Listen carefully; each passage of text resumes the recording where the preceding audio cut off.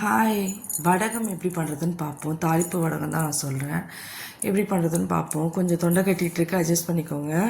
என் voice அப்படி தான் இருக்குது. 2-3 நாளாக செம்ம கோல்டு. நல்லா பூண்டு எடுத்துக்கோங்க. நல்லா ஒரு 2 கட்டி பூண்டு எடுத்து நசுக்கிக்கிட்டேன். நான் வந்து ஒரு 3/4 கிலோ வெங்காயம் தான் போட்டேன். நான் ரொம்ப கம்மியாக ட்ரை தான் பண்ணேன். ஏன்னா அம்மா தான் போடுவாங்க, எனக்கு தெரியாது. தான் ஃபஸ்ட் டைம் நான் ட்ரை பண்ணது. ஒரு 3/4 கிலோ கிட்ட வெங்காயம் இருக்கும். அதை நல்லா தோல் உரித்து இந்த மாதிரி சாப்பரில் போட்டு நல்லா சாப் பண்ணிட்டேன். நெக்ஸ்ட்டு பூண்டை நல்லா நசுக்கி வச்சுக்கிட்டேன். இது நல்லா சாப்பர் பண்ணி எடுத்துக்கோங்க. பொடி பொடியாகவே நல்லா சாப்பர் பண்ணிட்டேன். நல்லா கட் பண்ணி போடுவாங்க. இதெல்லாம் கட் பண்ணுறதெல்லாம் இப்போ வேலைக்கு ஆகாதுன்னு சொல்லிட்டு எடுத்து சாப்பரில் போட்டாச்சு. சாப்பரில் போட்டோம்னா சீக்கிரமாகவும் காஞ்சிரும். ஏன்னா வெங்காயத்திலோட அந்த ஈரத்தன்மைலாம் ரொம்ப நாளைக்கு இருக்காது இல்லையா, அதனால் இது ரொம்ப நல்லா அழகாக சாப் பண்ணிடும். பொடி பொடியாக நறுக்கிடும். சாப்பர்லேருந்து எடுத்துகிட்டு நெக்ஸ்ட்டு வந்து வெங்காயத்தை வந்து ஒரு பிளாஸ்டிக் பவுலில் தான் நான் கொட்டிட்டு பூண்டையும் அதில் போட்டுட்டேன். பூண்டு போட்டுட்டு நல்லா பார்த்துக்கோங்க. ஒரு கப்பு பூண்டு. நெக்ஸ்ட் வந்து நல்லா சாப்பிடு வெங்காயம் ஒரு 3/4 கிலோ, உளுந்து ஒரு 2 டேபிள் ஸ்பூனு, கடுகு 2 டேபிள் ஸ்பூனு, சீரகம் 1 டேபிள் ஸ்பூனு, வெந்தயம் வந்து 2 டேபிள் ஸ்பூனு.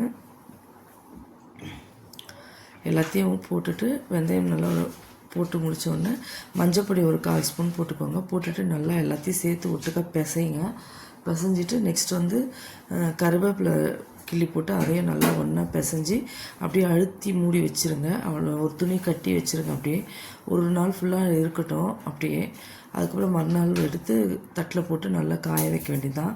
காய வச்சோன்னா அது நல்லா காஞ்சி ட்ரை ஆனதுக்கப்புறம் கொஞ்சம் ஈரமும் கொஞ்சம் காஞ்ச பதமும் வதச்சா விளக்கெண்ணெய் ஊற்றி உருண்டையாக பிடிக்க வேண்டியது தான். விளக்கெண்ணெய் கொஞ்சமாக சும்மா ஒரு 2 டேபிள் ஸ்பூன் கிட்ட போட்டு அப்படியே அழுத்தி பிடிச்சி காய வைக்க வேண்டியது தான். இதுதான் தாளிப்பு வடகம். ரொம்ப நல்லா வந்தது. நான் ஃபஸ்ட் டைம் ட்ரை பண்ணேன். நீங்களும் இதே மாதிரி ட்ரை பண்ணி பாருங்கள். தெரியாதவங்களுக்காக போட்டிருக்கேன். உங்களுக்கு பிடிச்சிருந்தால் லைக் பண்ணுங்கள், ஷேர் பண்ணுங்கள், சப்ஸ்கிரைப் பண்ணுங்கள் என் சேனலுக்கு. இது நல்லா கருவேப்பிலை போட மறந்துட்டேன். திருப்பியும் நான் வந்து கருவேப்பிலை போட்டுட்டு நல்லா பிசைஞ்சிட்டு ஒரு ஈரம் இருக்கட்டும். ஒரு நாள் காஞ்சாவனே நம்ம வந்து விளக்கெண்ணெய் போட்டு நல்லா பிசைஞ்சு உருண்டை பிடிச்சிடணும். ஏன்னா நம்ம காய வச்சிட்டோம்னா அது உருண்டை பிடிக்க வராது. அதனால் சொல்கிறேன். அவ்வளோதான். இதுதான் தாளிப்பு வடகம். ரொம்ப சிம்பிளாக தான் இருந்தது. நானே ஃபஸ்ட் டைம் தான் ட்ரை பண்ணேன்.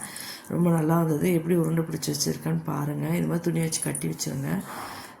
நல்லா வெயிட்டில் காய வச்சுட்டு விளக்கெண்ணெய் ஊற்றி இது மாதிரி பிடிச்சி வச்சுட்டு நல்லா காய வைக்கணும். ட்ரையாக லைட் வெயிட் வரா மாதிரி காய வச்சிட்டிங்கன்னா தாளிப்பு வடகம் ரெடி.